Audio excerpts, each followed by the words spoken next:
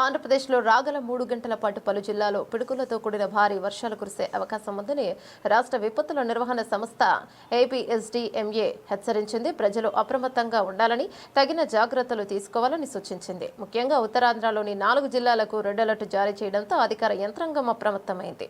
విపత్తుల నిర్వహణ సంస్థ ఎండీ ప్రఖర్ జైన్ వెల్లడించిన వివరాల ప్రకారం విజయనగరం, పార్వతీపురం, మన్యం, అల్లూరి సీతారామరాజు, విశాఖపట్నం జిల్లాలో అక్కడక్కడ పిడుగులతో పాటు మోస్తారు నుంచి భారీ వర్షాలు పడే సూచనలు ఉన్నందున రెడ్ అలర్ట్ ప్రకటించారు. ఈ జిల్లాల ప్రజలు అత్యంత జాగ్రత్తగా ఉండాలని ఆయన కోరారు. అదేవిధంగా శ్రీకాకుళం, కోనసీమ, కృష్ణా, గుంటూరు, బాపట్ల, పల్నాడు, ప్రకాశం, నెల్లూరు జిల్లాల్లో పలు చోట్ల పిడుగులతో కూడిన మోస్తారు వర్షాలు కురుస్తాయని అంచనా వేస్తూ ఆరెంజ్ అలర్ట్ జారీ చేశారు.